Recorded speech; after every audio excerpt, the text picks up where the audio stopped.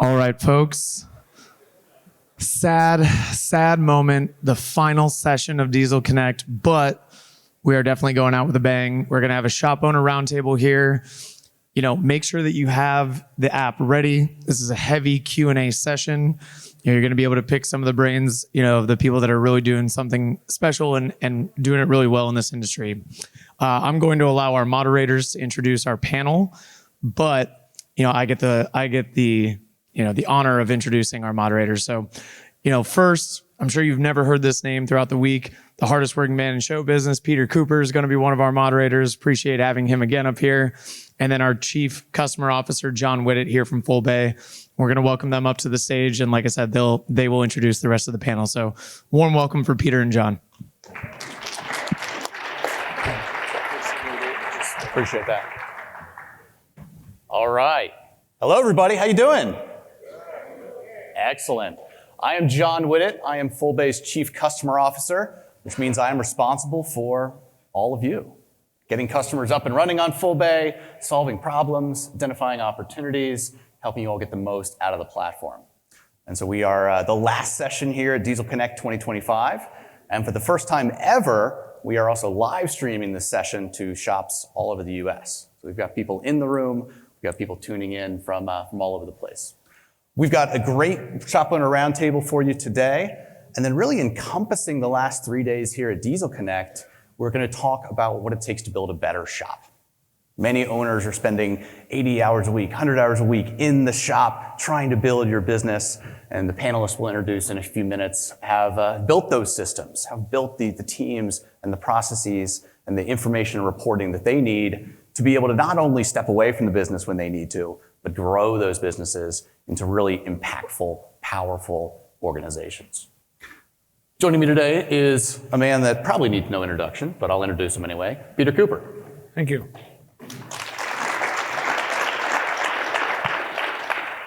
And then I will welcome our panelists up on stage, and we'll have everybody introduce themselves as well.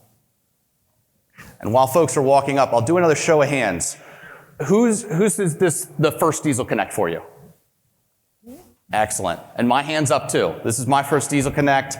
It has been an amazing 3 days. We are talking about ways to be more efficient, opportunities to use Fullbay, places to integrate. I've heard folks talk about vacuum trucks and opportunities for mobile repair. And so we'll get into some of these topics here today. All right. A reminder that you can submit questions via Slido on the app. If you have a question, you can also raise your hand, and we'll take questions live too. We've got a few things to start us out with. But before we do, I'm going to pass the mic down to our presenters. Give us a little sense of you, your shop, where you're coming from, and we'll go from there. Sound good? Of course. My name is Mandy McWilliams. I am from Bascom Truck and Auto in Des Moines,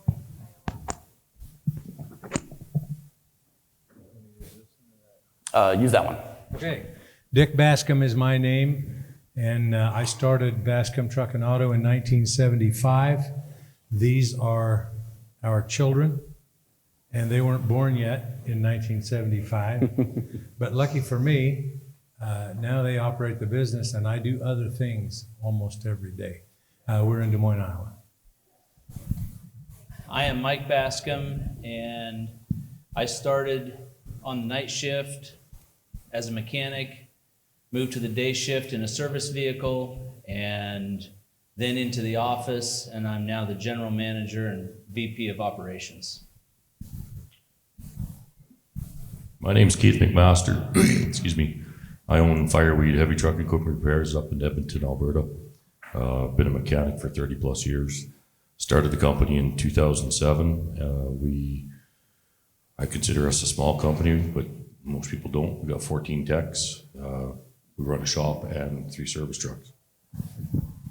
Brandon Staley, original founder of TransWest Mobile and CEO of our Naumann Hobbs group of companies.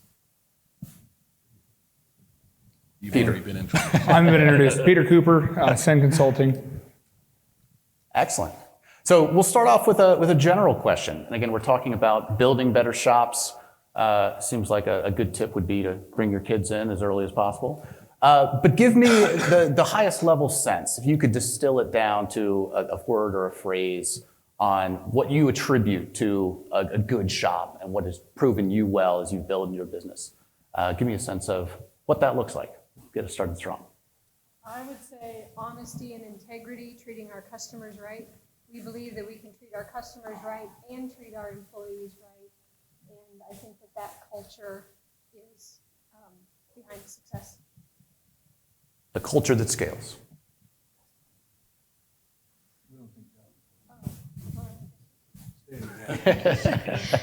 Try again. There we go. I think that honesty and integrity is the most important thing in our business. And we believe that we can treat our customers right, which means fairly. And we can also treat our employees right and fair at the same time. And like you said, that scales, it works at every size. And I believe that's behind our success. Yeah, I agree with that, and it's been successful for us. It was harder in the beginning than it is now. These two are a lot smarter than I am, and so that's been helpful. As far as bringing your kids in, I think that's important if it works. I did not encourage them to join the business. They both ended up there, and I'm grateful. But really, you need to have an organization that you don't have to answer for a bunch of crooked things that you're doing and people you're taking advantage of, and you want to be able to sleep at night. I think it's helpful for us that we as owners are there every day. And so if something is bothering a tech or a customer, they know where to find us. And they can come and ask questions, work things out, and move on. Ditto.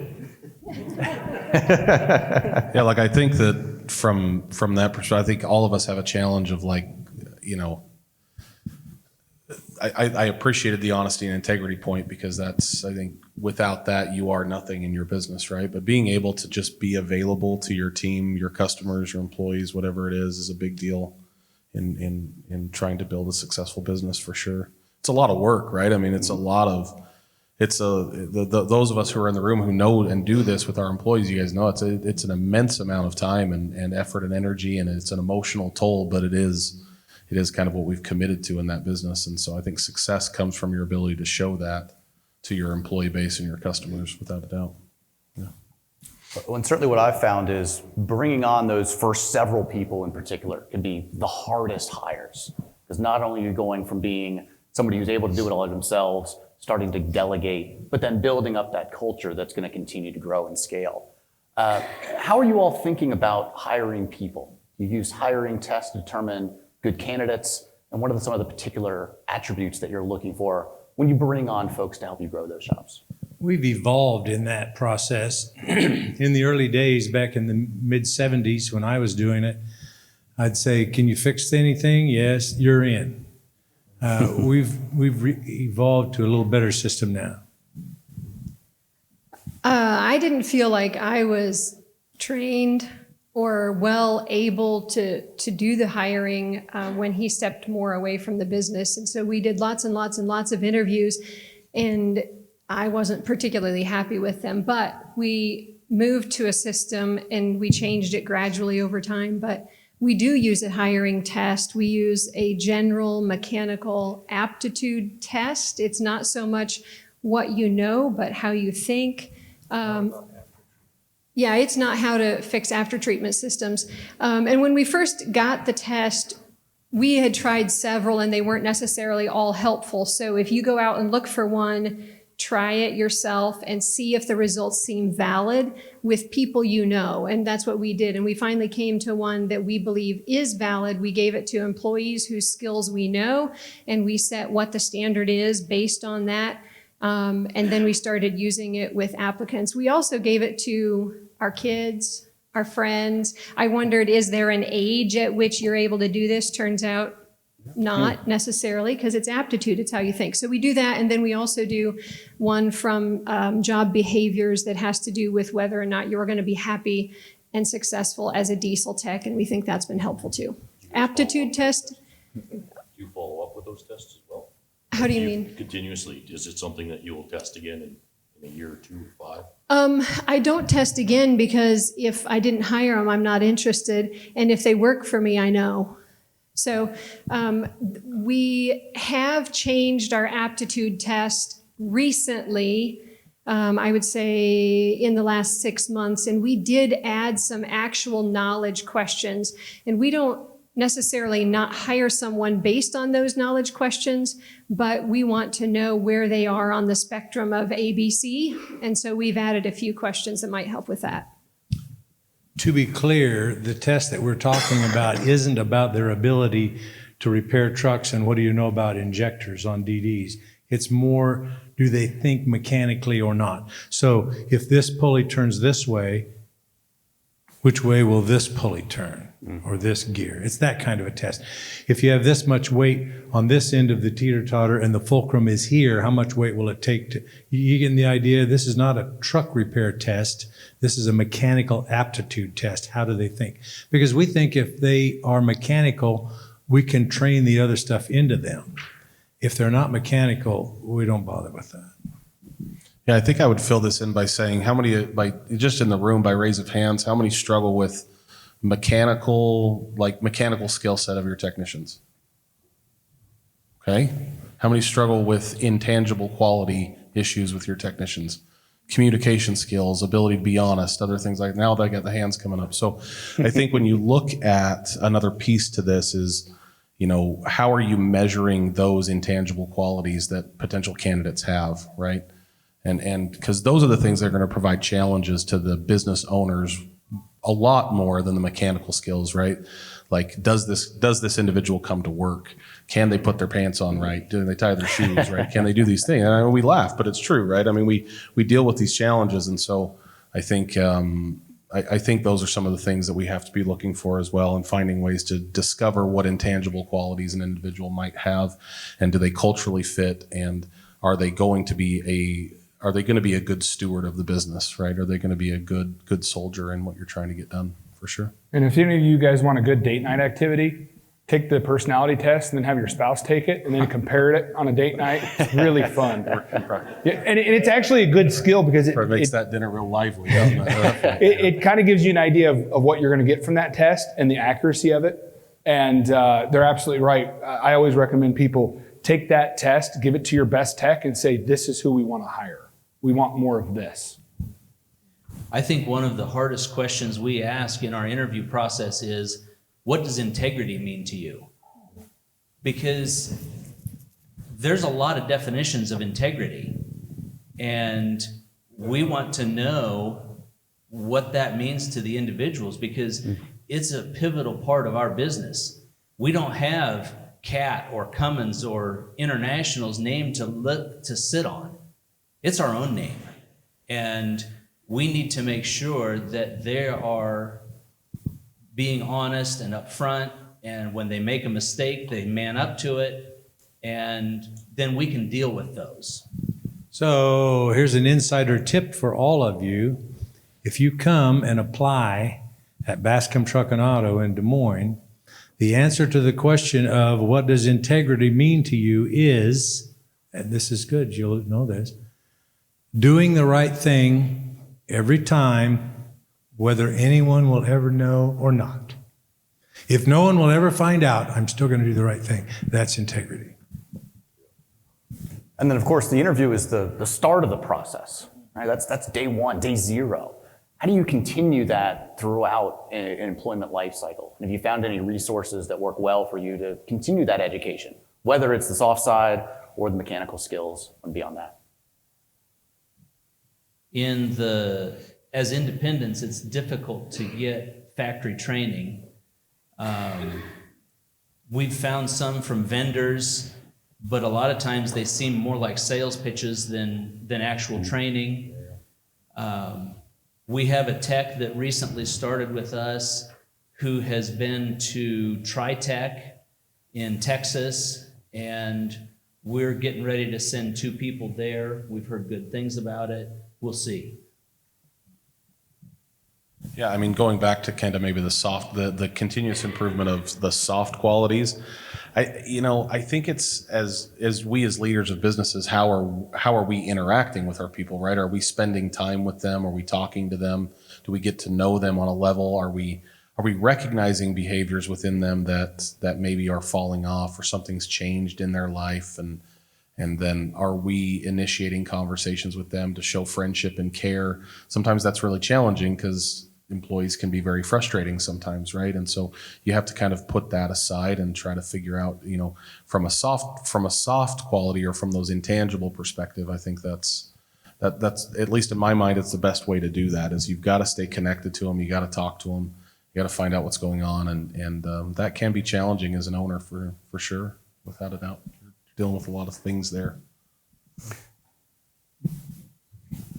And then continuing the kind of the talent conversation in terms of managing that sort of talent, have you found that tiering techs, putting people into different buckets, giving them specialized paths, is that something you've explored or implemented? And if so, how's that worked for you? Try to avoid it.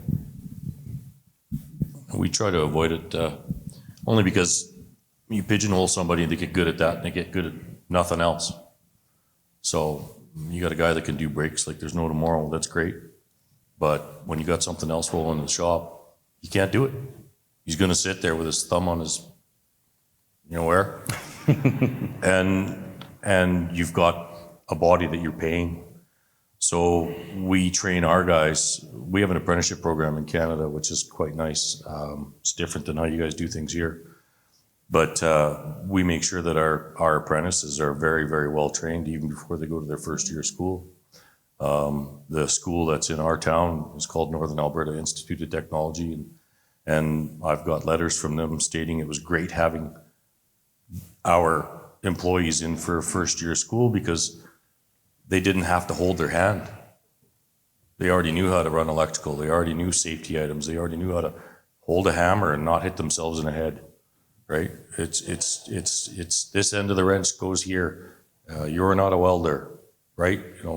Things like that. It's very important to give your tech a broad base, unless you're a specialty shop. If you're a specialty shop and all you do is trannies and diffs, what good does it do to teach your guys to rebuild engines, right?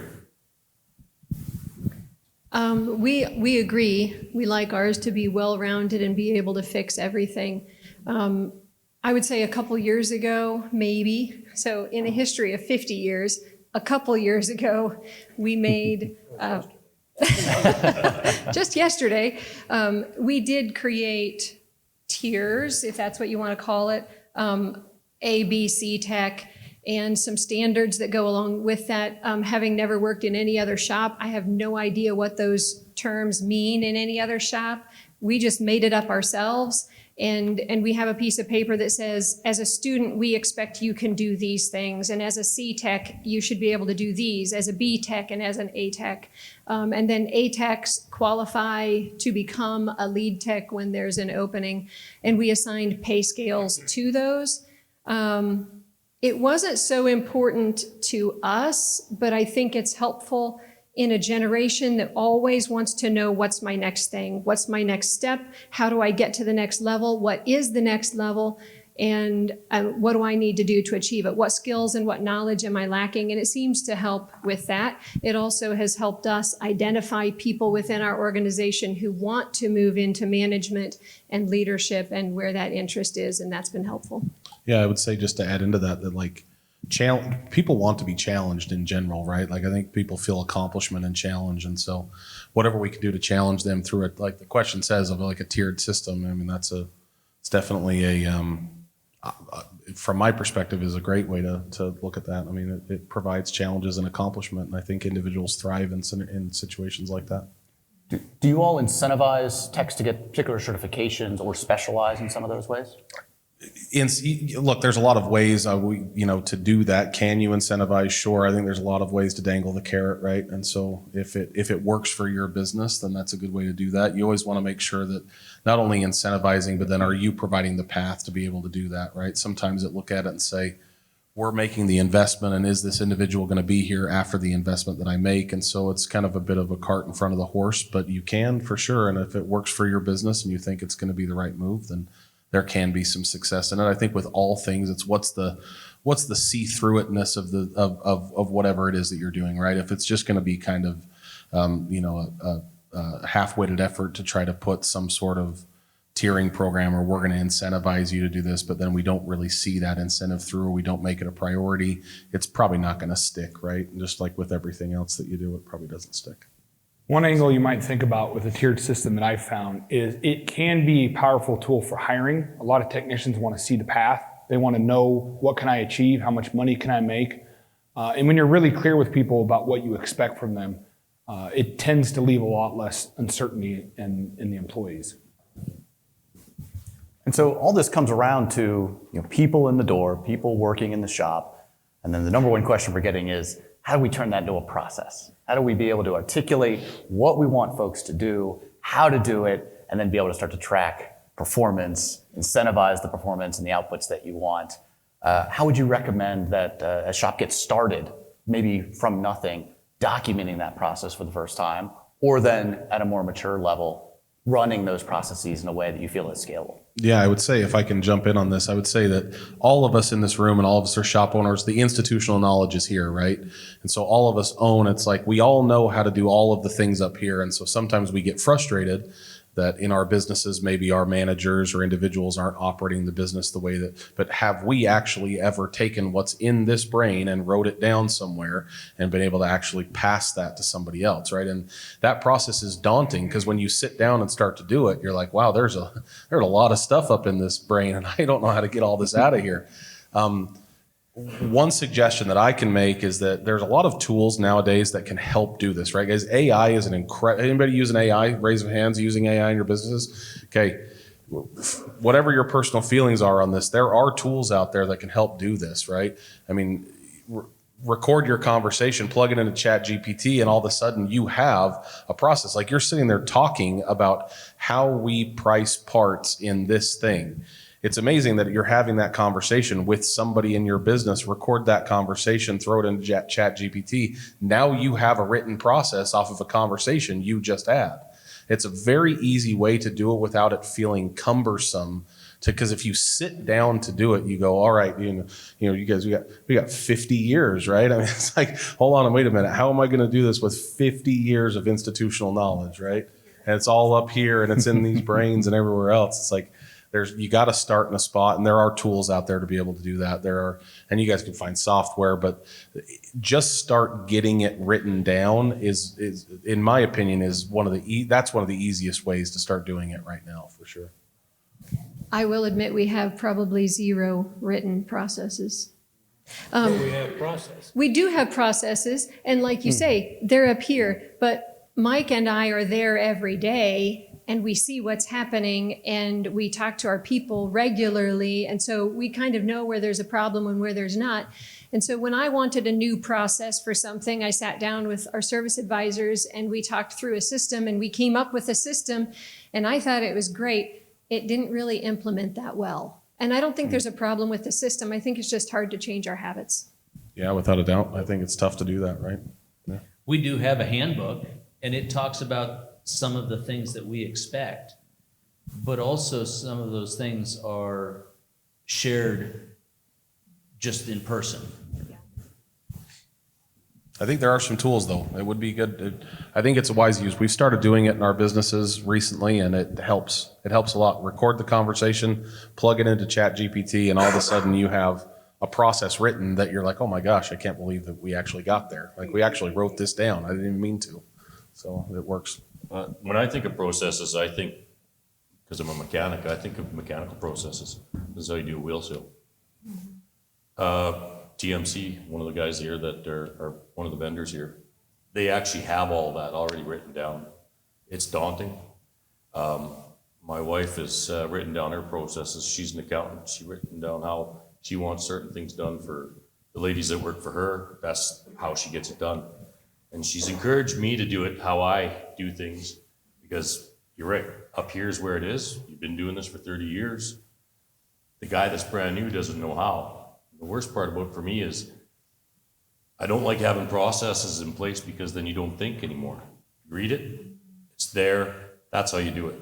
If you ever run into a problem, you no longer have a guy that can think on their feet. You got a guy that can read this and wait for somebody to show up, right? Processes are great, but they gotta have some sort of leeway in them where you still allow the person to think, come up with a better way to do things. And then you have the ability to amend that process, right? It just can't be written in stone, this is the way it is, and this is the way it'll always be. I think one thing though, the original question was, how do you start writing policies? I think you start writing it with the biggest pain point you have. You don't have to sit down and create a whole process of this is everything A to B and I'm going to do it in order. Just do the thing, start with something that is the issue. Solve the small issue or the big issue, whichever one you want to tackle, and then you've started a way of doing it. But remember one thing, this is what I tell everybody, if it's not in writing, it's not real. Just like with the tech on the work order. If you didn't write it down and said, this is how we do it, it's really hard to hold somebody accountable to you didn't do it right when you've never put it in writing.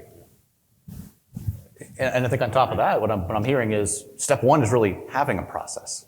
And so do you have a standard way to do things? Can you train people on how to do those? Getting to the point then of documenting, tracking progress and performance against those standards is what gets you from good to great. How do you handle that across multiple locations or multiple shops? Because you're talking about, Mandy, for instance, having you on site, being able to teach some of these things. You can't be in multiple places at once. How do you manage that? Unknown.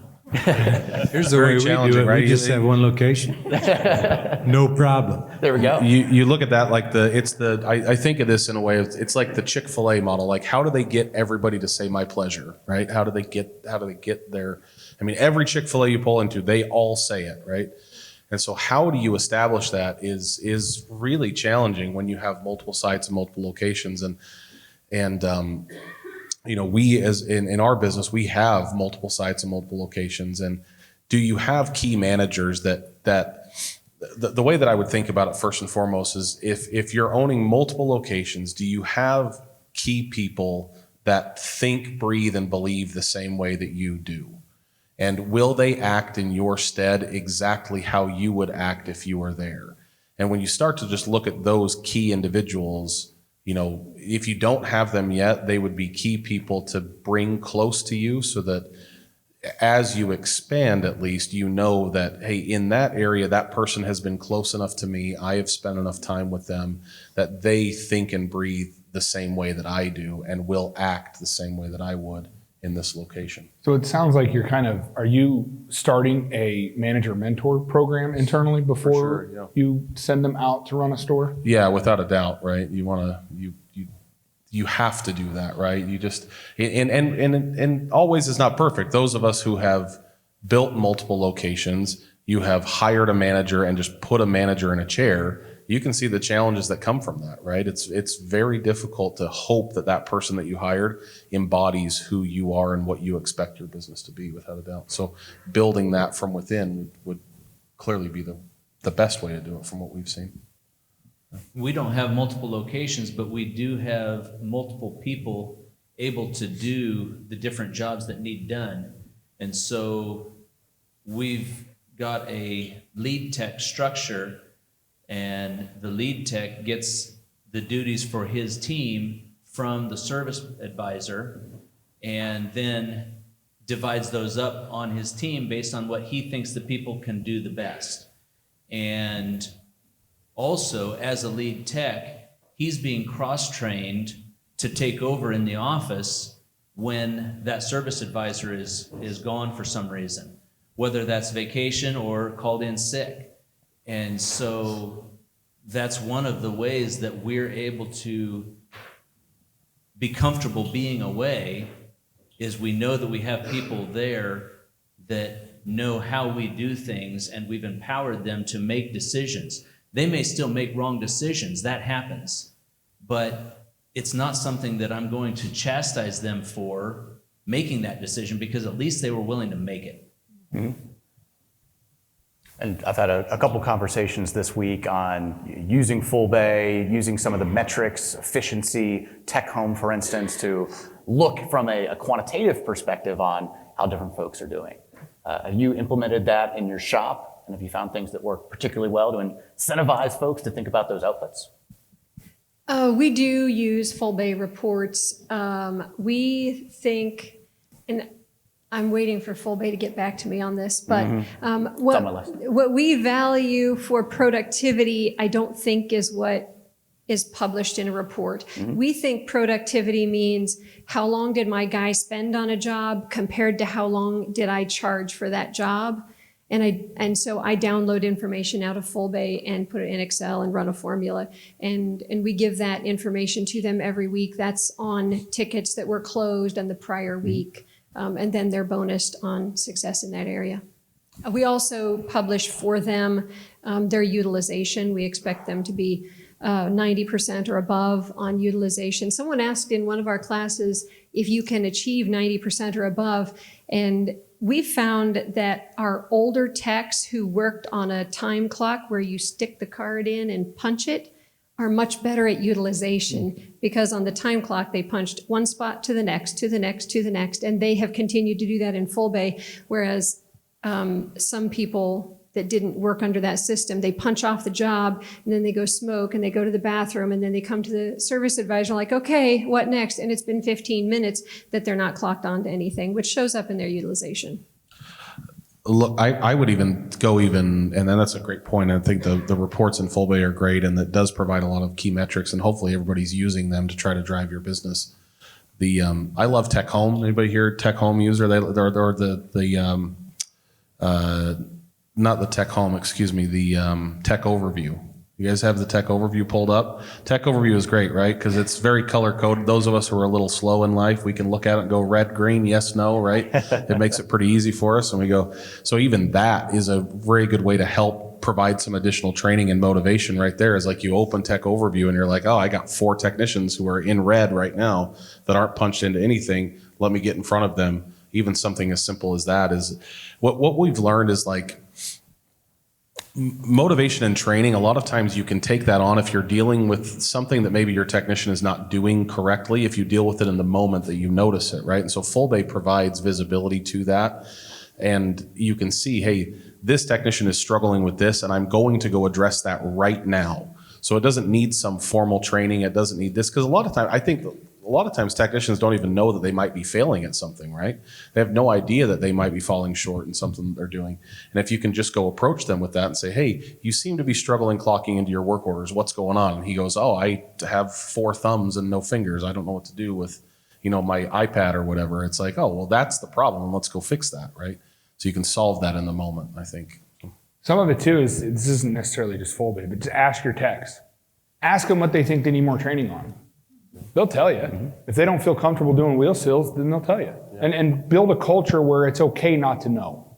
You'd much rather, I think all of us would much rather have a tech who doesn't know how to do something than try to do it and fail and ruin an axle or something like that. So I would ask them. And I do the same thing internally with my team. I subscribe to the adage, if you can't measure it, you can't manage it. And so it doesn't have to be a tool to beat somebody up, but it's a tool to understand where there might be an issue or conversely an opportunity. If I see somebody at the top of the leaderboard week after week after week, I want to say, what's working? What are they doing right? How do I train the rest of my team to do exactly that? So that data is really powerful. That's a good point too. Don't always focus on the negative. Maybe focus somewhat on the positive about what's going right in the shop and how do you get everybody else on board with that. So let's shift a little bit now to process and to growth.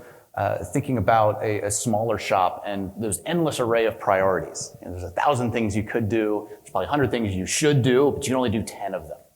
And so we've got a question on, what's the best first step? So thinking about a lone wolf shop, for instance, looking to expand, what would you advise being the best way to expand? Is it a shop? Is it a mobile unit? Is it expanding services? What are you comfortable with? You're going to have to decide what's the priority for you on that. For example, if you have unlimited capital, you can go ahead and buy a building and outfit it with all the stuff that you need, and you can hire some people, and you're in the shop business. If you don't have unlimited capital, then you're going to have to say, well, another truck and another guy is going to be easier for me to cash flow than all that other stuff. The trade-off is now you're probably not changing clutches and doing transmissions and overhauling engines because you're only mobile. There's money to be made in mobile. So if I were going to expand, I would have to decide between what jobs I want to do versus how much capital I have available to me for this expansion. Yeah, from a personal life experience, I can tell you, because my business is mostly mobile. Now we do have physical shop locations as well, but when we started, we just had mobile technicians, right? And so we didn't get into our first shop space for about 18 months.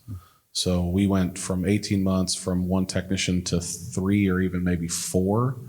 And then once we had 4 mobile technicians, then we rented a small space, and that was kind of how we did that. But our expansion efforts have been on mobile. We've always started our locations generally with mobile service, and then opened shops eventually behind that. Once you built up enough, like you said, enough cash, right? You had enough capital, enough cash to be able to do it. Yeah. I think one piece of advice for anyone that's making this leap is, and obviously if there's only one tech and they're lone wolf, this person's a mechanic. The best thing you can do for yourself is invest in yourself.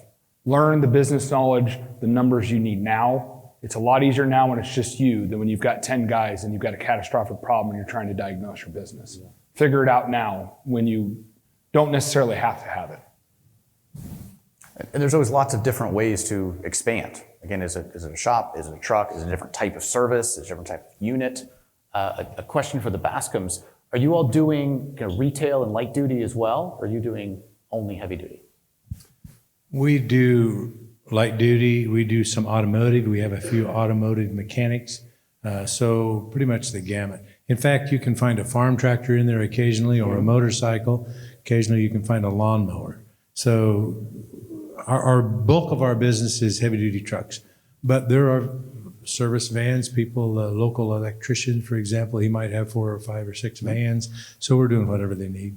Any particular learnings, gotchas, opportunities of marketing in different ways, staffing in different ways for those types of businesses?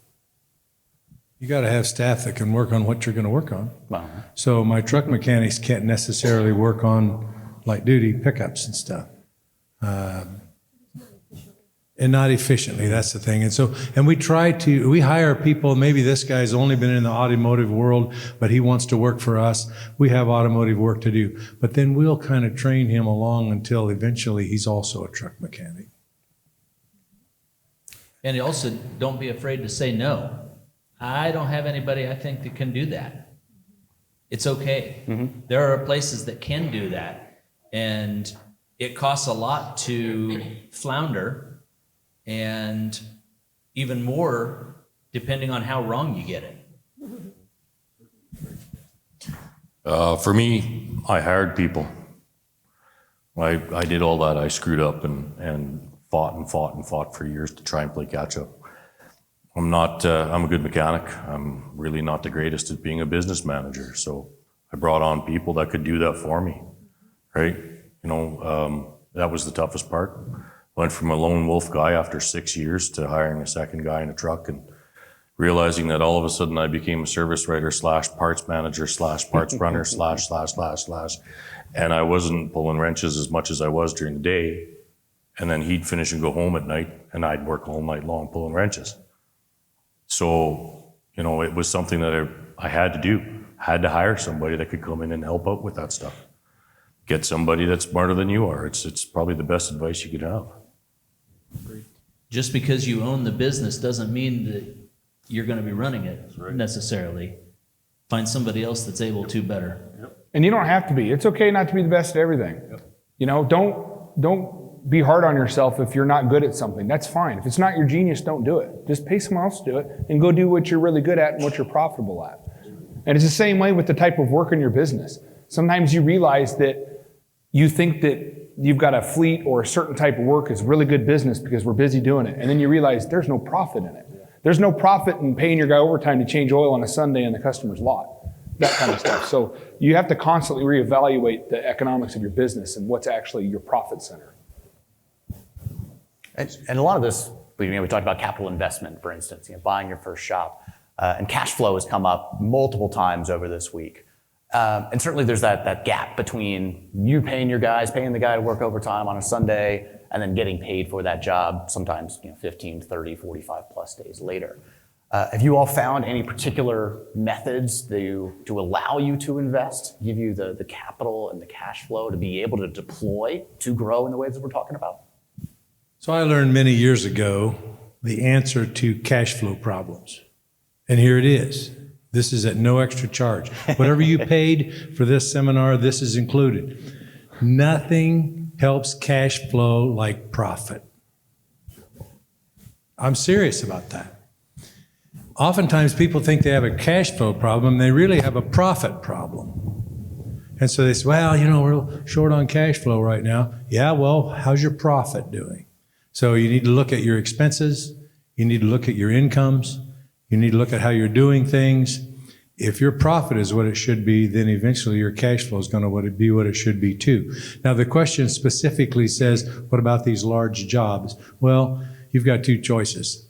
Either you can go to the bank and borrow money, assuming that you can go to the bank and borrow money, and that's an additional expense because it's interest, or you cannot do those jobs until you have earned enough profit that you can cash flow those jobs. Personally, I'm a big believer in not being in debt. And so I probably would do that second thing if it was me. And I think especially like be wise along those same lines is like be wise at which jobs you're picking and who you're doing them for, right? Because there can be, this person, this FedEx driver, yeah, but you look at historically, that dude hasn't paid his bills on time for 6 years. You know what I mean? It's like, why, you're being your own worst enemy in that case, right? And he always wants to fight about the bill. And then he wants to fight about the bill afterwards, and then you end up taking it in the shorts. You take $800 off the bill because he wants to complain about it, and then he pays you 75 days later. Or worse yet, then he says, hey, sorry, by the way, I can't do that. I'm going to pay you $100 a week. And you sit there and go, that's your cash flow problem. So you're your own cash flow problem in a lot of ways, right? Because you decide to do business with people who aren't going to pay you. I think a lot of shops are their own worst enemy. It's kind of back to the whole thing, if it's not your thing, don't do it. If you're not a bank, why are you a financial institution? And what I tell people is, perfect example, you can sometimes, if you work it out with your customers, take on a big job like an engine overhaul. Those are very parts intensive. Let them pay for it up front. At least the parts. I always encourage that. Don't take that risk. And also, if you are having cash flow problems, you're working with a really big fleet that's slow to pay, there are resources. You can use third-party factoring. And I get it costs a little bit, but if you look at the money, it costs less than a credit card. And everybody here would say, I'd take the credit card up front for an engine overhaul because I'd love to have that cash. Well, there are other ways. It was very successful for me, especially as you scale your business. If you grow super fast, even if you are very profitable, if you grow too fast, you will run out of cash. You will buy so many parts in a month that you won't be able to cover it. And cash flow is absolutely king in business, and it will destroy you if you do not understand it. Yeah, one of the things that we're starting to do now is ask for half up front. Got an engine job? I want $30,000. As a service tech, we now, before our techs leave the shop, we ask for $1,000. We pre-auth it. We do that. If you can't afford $1,000, you can't afford for me to come fix your truck or your piece of equipment. $1,000 is nothing. That doesn't go very far these days with repairs, right? Peter's right. Everything he says is dead on. Like you got to make sure that you don't take on more than you can chew, right? Like I've been there, done that. Ended up buying tooling that I couldn't afford, put it on credit. I always say to my wife, pay it off over 10 years. Don't worry about it. We'll get her done. Get myself in trouble doing that, but you know what? I make the customer happy by doing it. Make my wife unhappy. Which one do you live with? Neither. I live in a service truck. I would prefer to live with my wife, but yeah. But that's the truth though, right? Like you just got to be careful about what you're doing and how fast you expand.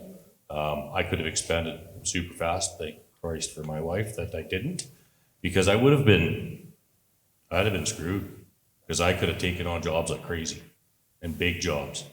And I mean big jobs, $100,000, $150,000 rebuilding dozers, no problem, easy. I can't afford that. She knew it. I didn't think about it. Having that support behind you, whether it's your employees or your family, to have a different view, it goes a long way too. It's having that support group. We had the chief economist of the American Trucking Association here with us yesterday, talking about cost pressures with fleets and trailer volumes and the like. And so we're talking about profitability now. Having that conversation with customers, particularly if they're a long-time customer, they're used to a rate that you might have given them 5 years ago. How do you go about raising your rates, particularly in this environment where costs are so important to the end customer? Our rates adjust every January. We evaluate starting October, November, and January 1st, the rates change. How many here in the room are run a budget? Are you guys prepping a budget in your businesses? Raise your hands, a couple of you. Okay. Are you budgeting in price increases once a year, twice a year? Yeah? That's a good idea, right? You just set the stage in your budget for what you're prepping for, and you know that you're going to be doing it. And then that way it's already built into your expectation. I think sometimes in price increases, we all of a sudden have this fear, like fear takes over us, right? That you're like, oh no, if I raise that price by I went and got a Diet Coke out of the machine the other day. It was $2.75 for a can of Diet Coke, right? Like everybody is paying more for everything. And the truth is, I still pushed the button and I still drank the Diet Coke, right? We are our own worst enemy when it comes to raising our prices. We have value in the services that we provide. Fear should not dictate the price increases that we put into play. You do your research in the marketplace, right? You secret shop your calls, whatever it is that you're going to do. You find out what everybody's charging. Everybody kind of knows what the dealer's charging, and then you set your price. You know your value, and that's your value, right? And you cannot let fear take over. This whole idea in fear, you'll hear like some of your big customers that say, oh, well, the new guy down the street's going to do it for $120 an hour. Okay, sounds good. But you won't do it forever. That's right. Right? I mean, Well, that's just it. You sell your value. Right? yeah. I mean, how many of you guys, by raise of hands, how many of your customers even know what you charge them? Yeah. Per hour. Per hour. Per hour. Do they know your labor rates? We got customers that they know our final pricing. Yeah. But we Why sell not? them value. We sell them ourselves, right? And that's what Without you a want doubt. to sell. It's not a dollar value. It's you're getting this Right. for Yeah. that. When you look at the receipt, anywhere you go, where do your eyes go? They go to the bottom of the page, right? So they go to the number at the bottom of the page, and that's what you look at. And value is determined. Value has already been determined in your brain before you even look at the number on that page, right? Your great steak that you ate the other night at the restaurant, the steak was wonderful, everything like that. The total at the bottom of the receipt doesn't matter, right? You had a wonderful time, you had a couple cocktails, steak was great, everything's perfect. It changes when the experience has been poor, right? And so the experience has been poor. Now, no matter what numbers on the bottom of that page, it's not going to matter. So I think when it goes to raising rates, it has to be way more based on the value that you provide and the service that you provide. And then the number just is what it is. So if you're not a very good value shop, like you're not providing value, then it doesn't matter what rate you charge, right? They're always going to be upset about that rate increase. But the truth is, every business that's out there is raising their prices. Everything is more expensive. And so we should not act in fear for that. I think kind the of very stuff. first thing you need to do if you want to raise your rates is go into Fullbay and hit the button and take the labor rate off the work order. For sure. Because you need to start selling on value, but also sell the job. Because if you take the price away from them, in other words, what you charge per hour, then they can't talk about that. You've taken something away for them to talk about. People want to know how much to fix my truck. And when you give them that labor rate, now they've got something to chew on. Just take it away from them. Just say, no, it's $500 for a water pump. Bam, that's it, you're done. You don't have to talk about hourly rate anymore. So we give our employees wage increases annually. And if I'm going to pay my people more every year, I can't not charge more for the work that they're doing. I also, while we're all uncomfortable to raise our rates because we're afraid someone might leave or be angry, I can't let myself become the cheapest place in town. If you were in here for the fleet conversation yesterday, those guys don't want the cheapest place in town. They want quality. And these last few years have been a little bit chaotic, and the economy has been unusual. And if you haven't raised your rates in that time, then and regularly in that time, then you're way behind, and your employees are probably being underpaid as well. So you have to stay on top of it. And I would rather raise them some every year than look at it 5 years down the road and find out I'm way, way, way below market. If I hadn't raised my rates in these last 5 years, where would I be now? So I think part of the problem is how we determine what our rate should be. And many of us determine what our rate should be by seeing what Joe charges and what Harry charges and what the Kenworth dealership charges. Okay, that's what they're charging. Let's see, I think we can charge this. That's the wrong questions. The question should be, what are my expenses? What's my investment? I should get a certain return on my investment.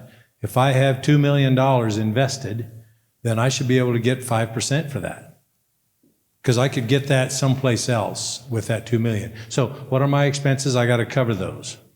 What's the return on my investment that I think is reasonable? I should get that. And then how much profit do I think I should be able to have annually? When I know those three numbers, then all I got to do is figure out how many hours I'm going to sell. Okay, I know how many hours I'm going to sell. You can get that from Fullbay. And then I can just do the quick math. Okay, this is what I need per hour to be successful. And it's not helpful to you or to your customers for you not to be successful. And so they should want you to be successful also. So now I know what my rate is. Now I can look at Joe and Harry and the Kenworth dealership and see if I'm in the ballpark or not. Oh, I'm way over. All right, then I'm going to have to adjust something because I'm not competing. What am I going to adjust? Well, I might be able to trim my expenses. Maybe I'll accept a little less profit. Whatever you do, that's up to you. But the point is, you need to know how to set your rates in the first place. And then as your expenses change or your things change, then you change your rates too. But you need to do it annually, not every 5, because people are going to fuss when you say, yeah, I need to raise my rates by $30 an hour. You think a 3% price increase is bad. Try to pitch a 20% price increase. All right, we have a few minutes left. We got a couple questions coming in, but I thought I'd look around the room, see if there's any hands or questions from the audience here. I just want to say something that really changed my life, my business, as labor rates are concerned. I was terrified to raise my labor rates just like most of you probably are. Somebody told me one time, as long as when your customer leaves, they feel like what they got from you was more than they got charged for, doesn't matter what your labor rate is. Coming back to value. As long as they get more than what they feel like they pay for, it's a good deal, regardless of the price. Everything else is irrelevant. Right. And I learned a valuable lesson. I used to own a limo company. That 10 years from now, that owner-operator is not going to remember what you charged him to change the radiator on his truck when he hit a deer. But I guarantee you, he will remember that you got it in and you got it out in the same day, and you saved him whatever heartache was going to come from being down for 2 days. And that extra couple of dollars you had to charge because you needed to be profitable, they don't remember that. They will remember how you made them feel. And I remember from my previous life, I was a consultant working with customers on IT implementations, and the customers that would beat me up over price increases, would try to squeeze every single penny out of me. Those are the customers I didn't actually want. Well, it's that 80-20 rule is what it is, right? Totally, it works. And you got to look at that. He's got a point. Sometimes you got to look at your customer base and say, one time I had a hard talk with a customer and called him up and said, hey, we're having a reevaluation of our customers. He said, what do you mean? I said, well, we have more business than we have technicians, and we're strongly evaluating which customers we're going to continue to do business with. He didn't make the cut. Yeah. So I haven't had to fire customers often, but I have had to fire customers. And there are some customers that need to be fired. And so I remember one particular one. We'd done business a while, but he was always a struggle. Hard to please, hard to get money out of, had to have it right now. You know the type. And so finally I just had to talk with him. And I said, look, we seem to be having trouble pleasing you on a regular basis. It's hard for us to do it the way you want it to do. And so I think you're probably going to be better off with someone else working on your trucks. I know we will be.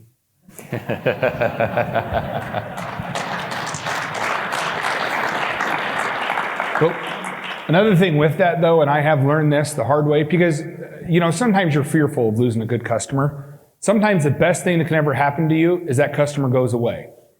And if they come back, sometimes they're the best customer you ever had, because they realize real quick. I actually had a customer, the one that I fired, the man was one of my best friends. He was in my wedding. And he had no idea he was being that bad to our employees. And he came in and spent 2 hours apologizing. He bought the whole shop lunch. That man was a great customer after that. Well, it's funny you should say it that way, because the only guy that I ever told that to is back, and we work for him now. He's a way better customer. Well, we're out here at the Gila Resort and Casino here in beautiful Chandler, Arizona, excuse me. And so, you're playing poker. You're calling a bluff. This is a business negotiation that we're having. And so sometimes they may say, oh, I'm going to go somewhere else. I'm going to go find a lower price supplier. Talk, right? Yeah, I think transparent conversations with your customers is always key, right? I mean, and honesty in all things, and be transparent with them just as they're going to be transparent with you. It is what it is they're running a business on their side as well. And if they're any good at what they do, they should be having those conversations with their customers as well. So there's nothing wrong with just having an honest conversation with somebody and seeing where it shakes out. With all my kids even, I always say the truth comes out when you put everybody in the room, right? And so you just put yourself and the customer in the room and you just talk it out. You just go, okay, well, this is where we're at. This is how I see it. We love your business. We want you to be here, but this is what it costs to do business. And like you said, backing into, at the end of the day, what you need to make to cover your nut and make your business profitable is important to you. And that being expressed to the customer, I think, is fine. I think it's a fine conversation to have. And if you leave the room at the end of the day and you guys don't agree with each other, then so be it. And you go find the next one, They will be out there. It's shocking. There's always another customer out there, right? So we are reaching the top of the hour here. I think we've had a lot of good topics on hiring the right people, building a company based on integrity, thinking about the business and actually running your business, including things like having hard conversations with customers. So as we wind down here, any final thoughts from our panelists as we think about building a better shop? I have a final thought. It's interesting to me that you chose us to sit here. Anybody here could sit here and do the same thing. I mean, you guys have been doing this a long time. You know what to do, but it's fun to talk it through. I have a closing piece of advice for store owners and managers. Stop managing out of fear. Stop being fearful that if you raise your rate $1, they're going to leave. Stop being fearful that if you have a hard conversation with a customer or employee that they're going to leave. Just be honest with them and tell them what they need to hear, but do not manage out of fear. I've seen so many bad things happen when people are fearful of things and they avoid them.